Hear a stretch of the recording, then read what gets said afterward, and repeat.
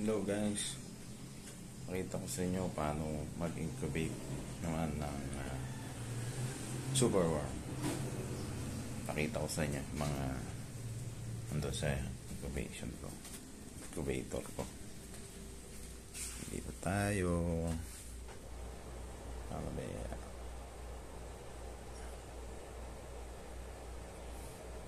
Mali.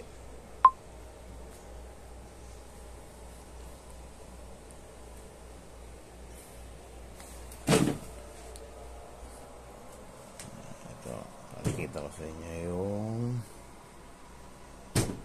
mali mali mga in-incubate ko na super worm. Ito na siya, dami na niya, tayo na pupa. Lapit na yan maging beetle. Ito, magbi-beetle na. Kulay itim na siya. Kasi ano siya, lagyan na ng mga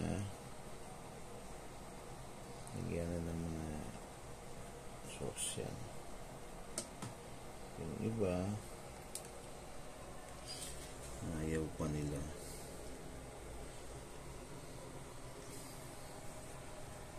Pero halos kalahati na yung mga naging pupa. Kulay ano na.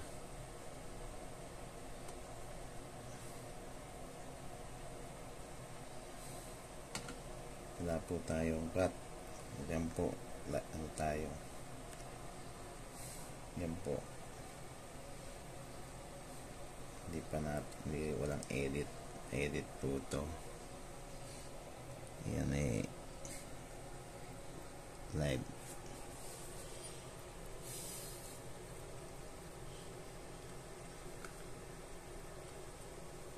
Yan po, hinihintay na lang natin silang maging beetle ang mga pupa natin. Siguro mga 100 na rin may gito. Kasi sa 300 na ginawa ko, halos kalahati na ang naging pupa sa super worm.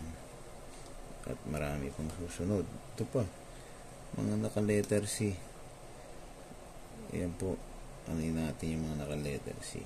Siguradong magiging pupa na siya mga ilang days. Pero itong mga unat, ako, maaaring maging pupa or maging isang pataba sa lupa.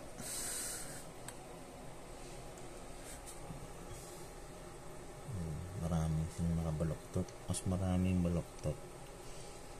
Actually, maraming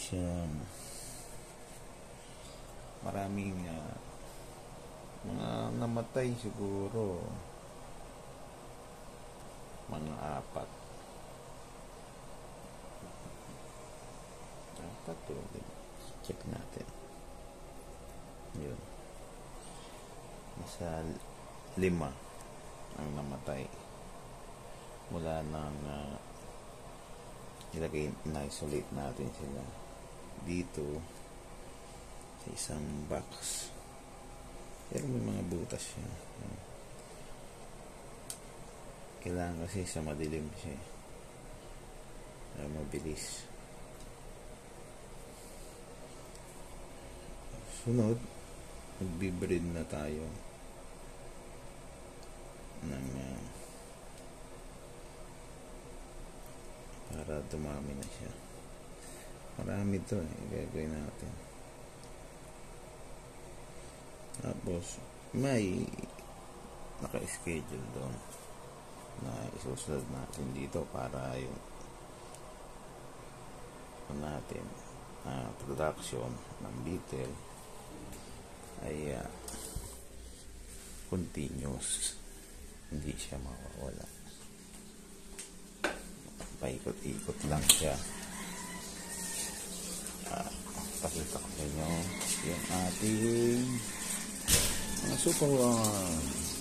Ito, mga superworm natin. Marami tayong lalagyan dito.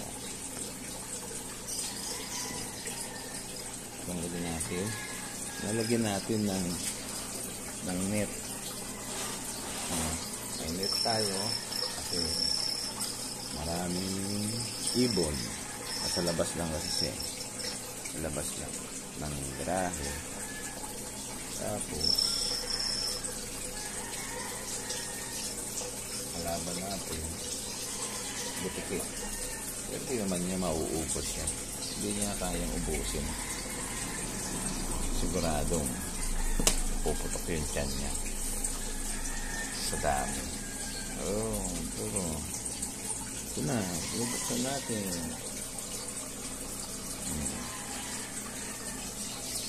Ayan na siya. Kita nyo ba guys? Dami, diba? Diba? Yan yung mga alaga natin na superworm. Mataba na. Kailangan kasi mataba saka mahaba siya. Kailangan mahaba at matataba. Yan. Ito. Taba. Ibig sabihin, healthy sila. Saka nasa tamang sukat na. So, diba? Parang ring siya, diba? Ayan.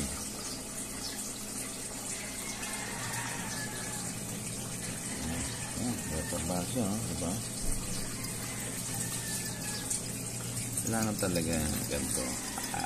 Kayo natin, diba? Tsaka ito, nilagay natin naka beddings na yung booster pakain sa mga sisiw. Ganyan lang po. Medyo nababasa siya yung ano ko hanggang sa mag-dry siya kasi magiging na siya fertilizer siya.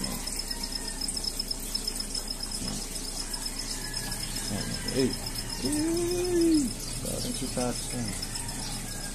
Tarzan wala ka pang shooting. Wala pang shooting si Tarzan. Sige ang hakambaras nila.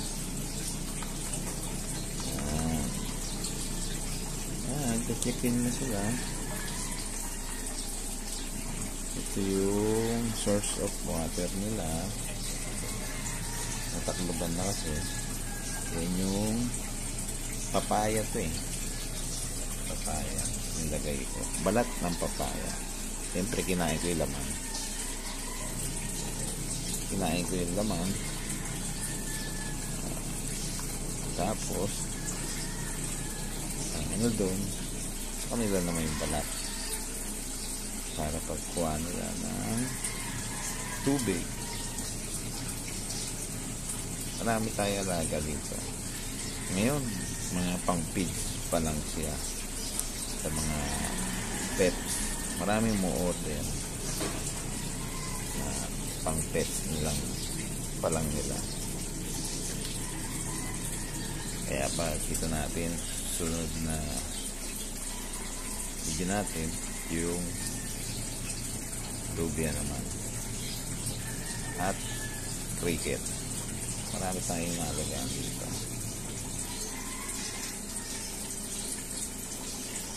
Ito lang tayo konting halaman sa batibot. Lagyan natin ng net. putiki dyan, paikot-ikot. Ang lilisip yung mga mata. At nang hahanting kung ano yung pwede nilang matukot. Ang dudukot pa isa-isa lang naman. Yan lang, may babaw siya. Ito, mga boxes. Magdukot, pa isa-isa. Hanggang sa tumami na sila. O, paano? Susunod, kung may question, tanong, kayo, mag-comment lang kayo. Please subscribe para ma-assist ko kayo paano magparami ng Superworm. Bye-bye!